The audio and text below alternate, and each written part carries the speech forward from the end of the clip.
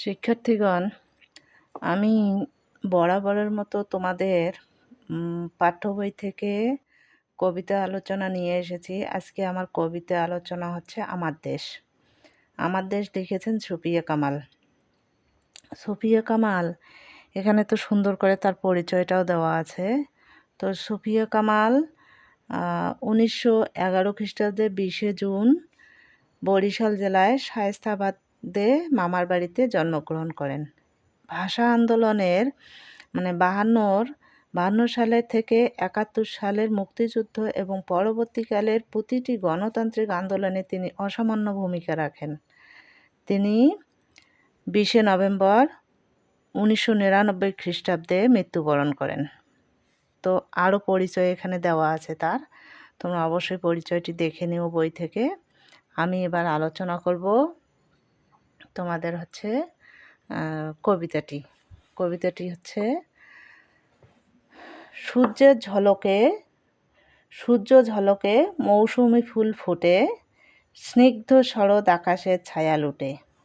তাহলে কি বলছেন যে সূর্যের ঝলকে, সূর্যের আলোতে, ঝলকে বলতে সূর্যের যে আলোটা আসে সেই কথা বলা হয়েছে। মৌসুমি ফুল ফুটে, অর্থাৎ সূর্যের আলোতে, সূর্যের আলো ছাড়া মৌসুমি ফুল কেন কোনো কিছুই ফোটানো সম্ভব হতো না, কোনো কিছু ফসল ফলানো সম্ভব হতো না।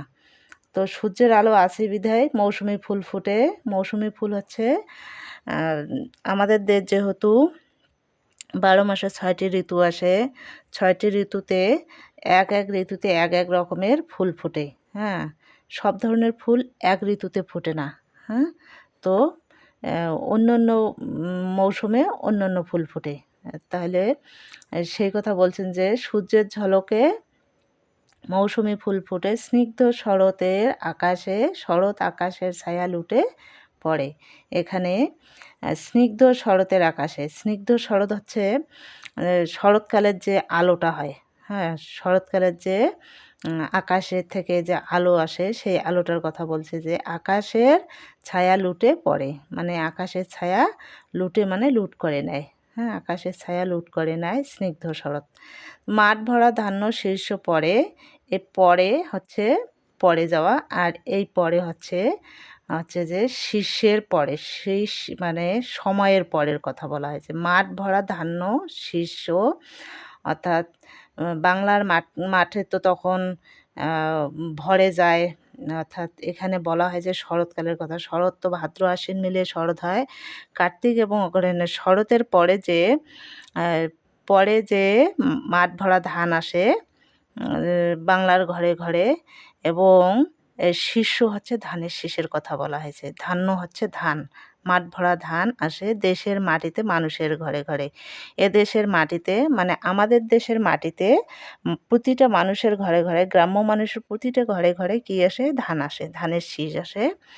তো ধানের শীষ বলতে ধান আসে, সে কথা এখানে বলেছেন যে আমার দেশের মাটিতে আমার প্রাণ, আমার দেশের মাটিতে আমার প্রাণ, নীতি লভে নবজীবনের সন্ধান। আমার দেশের মাটিতে আমার প্রাণ মানে কবি আমার প্রাণ বলতে দেশের মাটিকে এত বেশি অনুভব করেন, এত বেশি ভালোবাসেন যে আমার দেশের মাটিকে আমার প্রাণ কী করে? নীতি লভে মানে লাভ করে, নীতি হচ্ছে প্রতিনিয়ত, প্রতিনিয়ত লাভ করে নবজীবনের সন্ধান, নতুন জীবনের সন্ধান করে কে? আমার মাটিতে মানে আমার দেশে মাটিতে প্রাণের সন্ধান লাভ করে। এখানে প্লাবনের নুহের কিস্তি ভাসে, শান্তি কপট বার্তা লইয়া আসে। এখানে প্লাবন হচ্ছে বন্যা। বন্যায় নুহের কিস্তি হচ্ছে, এখানে নুহের কিস্তি বলতে মহাপ্রলয়ের সময় যে নবী যে বড় নৌকা নিয়ে সবাইকে রক্ষা করেছিলেন, তো সেই নৌকার কথা বলা হয়েছে যে নুহের কিস্তি ভাসে। কি প্লাবনের সময় নুহের কিস্তি ভাসে অর্থে বলা হয়েছে যে এখানে যখন আমাদের দেশে যখন প্লাবিত হয় তখন অনেকেই মানে যারা প্লাবিত হয়ে যায় তাদেরকে অনেকেই সাহায্য করতে এগিয়ে আসে। কেউ ত্রাণ দেয়, কেউ হয়তো দেখা যায় পোশাক দেয়, কেউ খাবার দাবার দেয়। তো এটাকে নুহের কিস্তির সাথে তুলনা করা হয়েছে। এবং শান্তির কপট বার্তা লইয়া আসে। শান্তির কপোতের বার্তাটা হচ্ছে যে সব সময় তো প্লাবন থাকে না, বন্যা তো সব সময় দেশে থাকে না। তো বন্যা যাওয়ার পরে কি হয়, আবার নতুন বার্তা নিয়ে আসে যে নতুন নতুন করে আবার মানুষ বাঁচবে, আবার নতুন জীবনের সন্ধান করবে। তো এরকম শান্তির কপোতের বার্তা লয়ে এসে এটার সঙ্গে তুলনা করা হয়েছে। জেগেছে নতুন চর, সেই চরে ফের মানুষেরা সব পাশাপাশি বাঁধে ঘর। জেগেছে নতুন চর মানে প্লাবনের পর, বর্ষার পর যখন নদী বয়ে যায় কিংবা প্লাবন শেষ হয়ে যায়, বন্যা শেষ হয়ে যায়, তখন কী হয়, নতুন চর জেগে ওঠে। সেখানে মানুষ কী করে, পাশাপাশি বাসা বাঁধে। কেন? যাতে একে অপরের পাশে দাঁড়াতে পারে, সবার সুখ দুঃখে যেন সবাই পাশে আসতে পারে, সেজন্য কী করে, সবাই চরে ফেরে এবং সব মানুষ পাশাপাশি বাসা বাঁধে। হ্যাঁ, নব অঙ্কুর জাগে প্রতি দিবসের সূর্যের আলোকে অন্তরের অনুরাগে। নব অঙ্কুর জাগে মানে বীজ যখন নতুন করে গজিয়ে ওঠে, সেটাকে নব অঙ্কুর জাগার কথা। তো মানুষ সূর্যলোকের অন্তরের অনুরাগে মানে সূর্যের আলোকে অন্তরের মানে মনের যে ভালোবাসার সঙ্গে প্রতিদিন যে জেগে ওঠে মানুষ, সে কথা বলা হয়েছে নব অঙ্কুরের জাগে। আমার দেশের মাটিতে মেশানো আমার প্রাণের ঘ্রাণে। মানে মেশানো আমার প্রাণের ঘ্রাণে বলতে আমার দেশের মাটিতে যে ঘ্রাণ, এই যে গন্ধ বা ঘ্রাণ, এই ঘ্রাণে বেঁচে আছি আমি।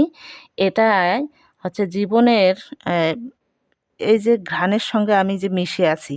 হ্যাঁ, তো এই যে জীবনের সঙ্গে ওতপ্রোতভাবে এই ঘ্রাণ মিশে থাকা, এই ঘ্রাণ আমি মেশানো আমার প্রাণের ঘ্রাণ, এই ঘ্রাণকে মিশে আছে আমার প্রাণের সঙ্গে, এটা আমার জীবনের অনেক বড় সম্মান।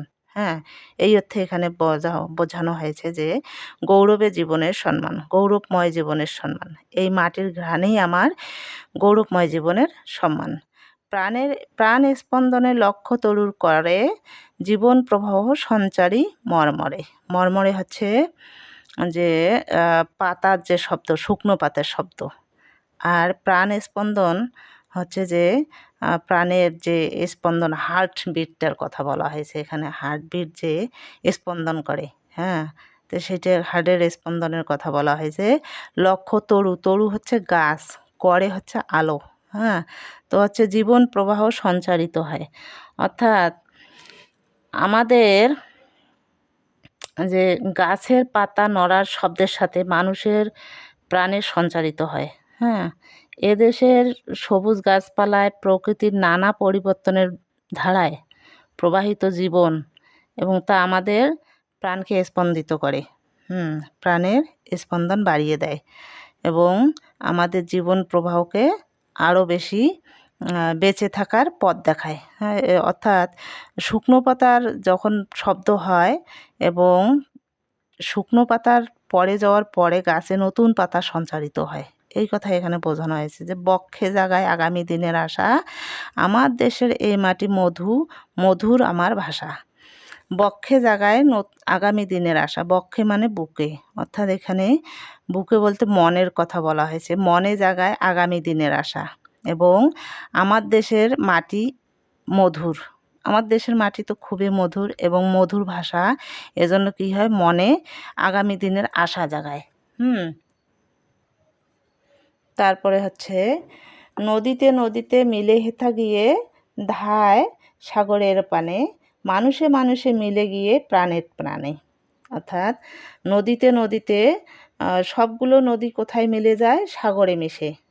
ঠিক সেরকম মানুষে মানুষে হেথা মানে সেখানে, হেথায় গিয়ে ধায় মানে একসঙ্গে মিলিত হয়, ধায় সাগরের পানে।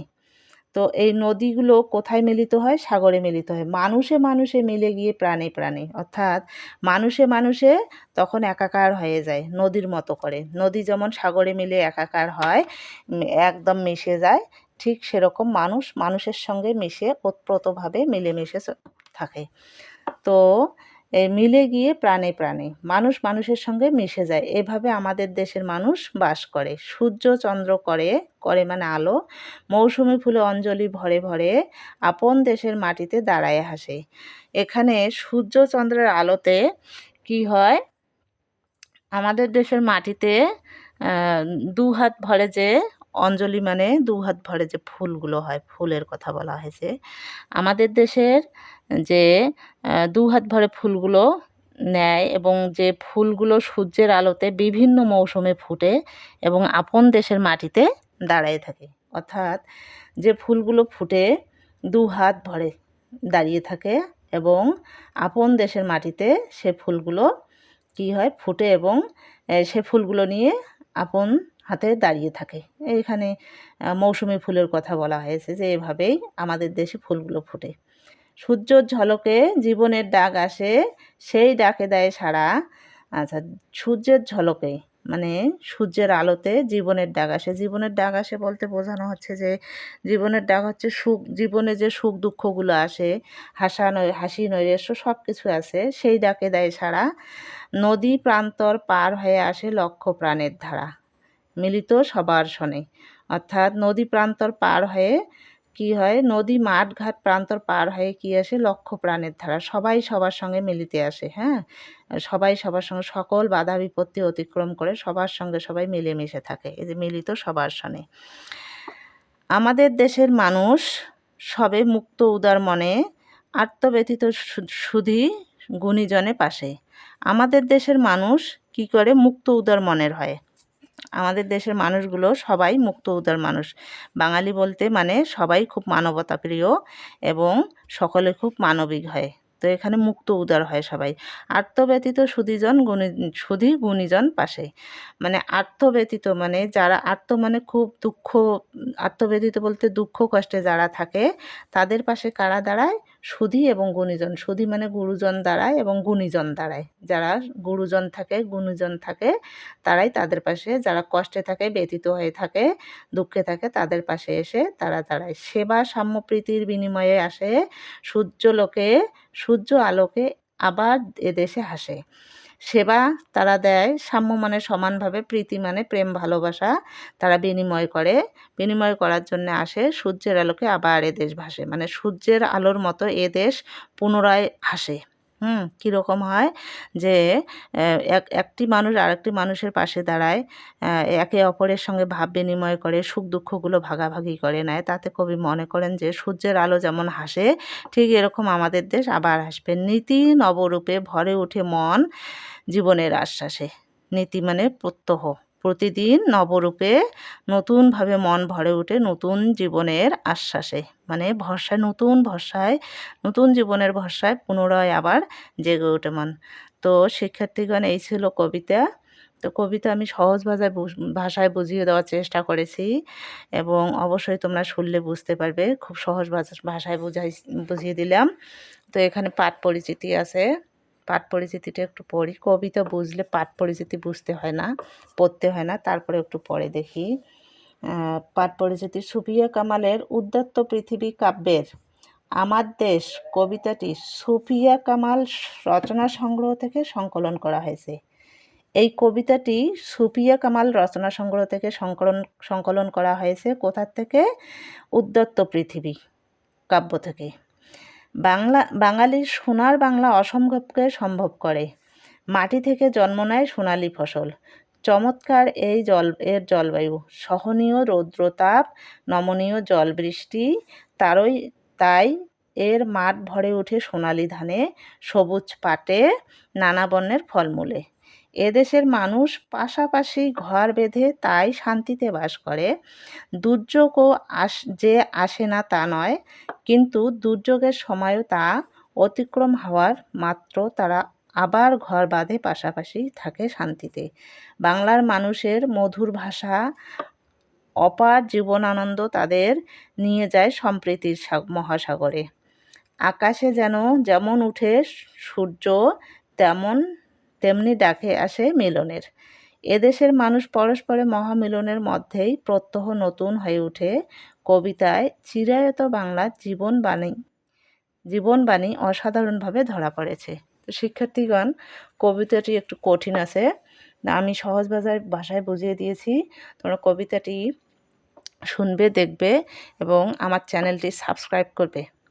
আমার আমি এর আগেও বলেছি যে আমার চ্যানেলটিকে এগিয়ে নিয়ে যেতে তোমাদের সহযোগিতার দরকার। তো তোমাদের সহযোগিতা ছাড়া আমার চ্যানেলটি এগিয়ে যেতে পারবে না। অবশ্যই সাবস্ক্রাইব করিও।